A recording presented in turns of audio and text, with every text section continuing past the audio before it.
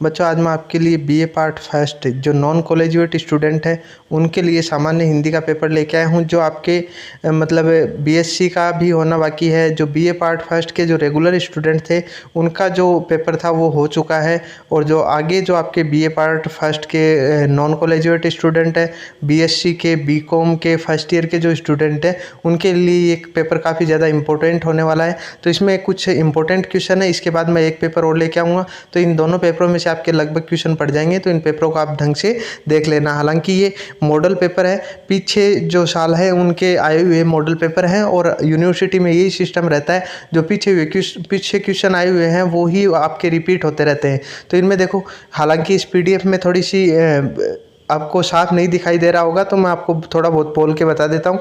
इसमें देखो, आपका जो स्टार्टिंग का क्वेश्चन है, निम्नलिखित पद्यावतरणों की सप्रसंग व्याख्या करो। मैं पहले आपको बता दूं कि आपका 50% ही आपको करना है, मतलब 100 नंबर का पेपर है तो आपको 50 नंबर का ही करना है। इसमें से आपको जो अच्छे लगे, जो आपको सबसे बेस्ट आते हैं, वही क्वेश्चन आपको करने हैं। इसमें देखो, आपका ये जो पहला क्वेश्चन है, निम्नलिखित पद्यावतरणों में से सप्रसंग व्याख्या करो। तो यहाँ पे आपको 2 दे रखे हैं, 2 में से आपको एक करना है। बस आपको 50% करना है, मतलब 50 नंबर का ही करना है। यहाँ पे देखो, इसमें भी आपको 2, मतलब ये 2 दे रखे हैं, मतलब इसके आपके पास 2 पार्ट थे पहले क्वेश्चन के, और मतलब क और ख। तो ख, इन दोनों में से आपको एक एक करना है। उसके बाद देखो, सेकंड नंबर का जो क्वेश्चन है, निम्नलिखित गद्यावतरणों की सप्रसंग व्याख्या करो।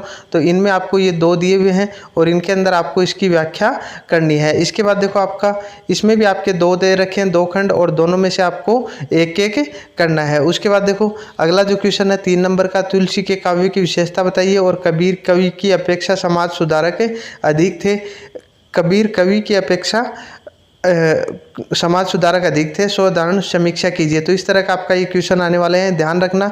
इस बार ये अथवा का सिस्टम, पहले मैं आपको बता दूं कि यहाँ पे जो आपको स्टार्टिंग में जो डिस्क्रिप्शन में यहाँ पे जो निर्देश दिए हुए होते हैं, तो इनको आपको ढंग से पढ़ना है, उसके बाद ही आपको क्वेश्चन सोल्व करना है, क्योंकि यहाँ पे सब कुछ बातें लिखी हुई होंगी कि कौन से पेपर में आपको किस तरह से अटेम्प्ट करना है। उसके बाद देखो, आगे वाला जो क्वेश्चन है आपका 3rd नंबर के, इसमें ख दे रखा है, निराला के काव्य में गरीब और शोषित जन के प्रति गहरी सहानुभूति है, सिद्ध कीजिए। उसके बाद देखो, पंत के काव्य की विशेषताओं पर प्रकाश डालिए। उसके बाद देखो, अगला जो 4th नंबर का क्वेश्चन है, इसमें भी 2 पार्ट दिए हुए हैं। प्रेमचंद की कहानी कला की विशेषता बताते हुए नशा कहानी का उद्देश्य बताइए। उसके बाद देखो, वापसी कहानी आधुनिक युग के वास्तविक यथार्थ को प्रस्तुत करती है, कथन की कहानी के आधार पर समीक्षा कीजिए। उसके बाद देखो, आचरण की सभ्यता निबंध का प्रतिपादन स्पष्ट कीजिए। उसके बाद देखो, बसंत का अग्रदूत संस्मरण के आधार पर निराला का चरित्र चित्रण कीजिए। तो इस तरह के ये आपके क्वेश्चन आने वाले हैं। उसके बाद देखो, अगला जो क्वेश्चन है आपका निबंध वाला, तो इसमें देखो, संचार क्रांति, पुस्तकालय का महत्व, विद्यार्थी जीवन और अनुशासन, स्वच्छ भारत अभियान, काफ़ी ज़्यादा इंपॉर्टेंट है स्वच्छ भारत अभियान, तो इस पर आपका क्वेश्चन आ सकता है। उसके बाद देखो, अगला जो क्वेश्चन है, निम्नलिखित में से उक्त उक्ति का पल्लवन कीजिए, मतलब इसका पल्लवन आपको करना है। उसके बाद देखो, अगला जो क्वेश्चन है, प्रस्तुत गद्यावतरण का 1/3 शब्दों में संक्षेपण और उपयुक्त का शीर्षक लिखिए, मतलब इसको शॉर्ट करके लिखना है आपको और उसका आपको शीर्षक लिखना है। उसके बाद देखो, अगला जो क्वेश्चन है, इसमें भी आपको 2 दे रखे हैं, 2 में से आपको एक कर लेना है। मैं आपको वापस बता रहा हूँ, आपके जो स्टार्टिंग में निर्देश दिए हुए हैं उनको पढ़ना है, उसके अकॉर्डिंग ही आपको पेपर को सोल्व करना है। उसके बाद देखो, अगला जो क्वेश्चन है, राजकीय कार्यों में राजभाषा हिंदी के प्रयोग को बढ़ावा देने के लिए निदेशक भाषा विभाग और शासन सचिवालय जयपुर को एक पत्र लिखना है। और उसके बाद देखो, अगला जो इसमें अथवा में दे रखा है, अपने शहर की नगरपालिका के अधिशासी अधिकारी के नाम एक कार्यालय पत्र लिखिए जिसमें आपके मोहल्ले में व्याप्त गंदगी की सफाई करवाने हेतु अनुरोध किया गया है। उसके बाद देखो, अगला जो क्वेश्चन है, अपने आप को छात्र संघ अध्यक्ष मानते हुए राजस्थान के उच्च शिक्षा मंत्री को छात्र संघ कार्यालय के उद्घाटन हेतु आमंत्रण पत्र लिखिए। और उसके बाद देखो, किसी भी एक कार्यालय आदेश का प्रारूप पत्र प्रस्तुत कीजिए।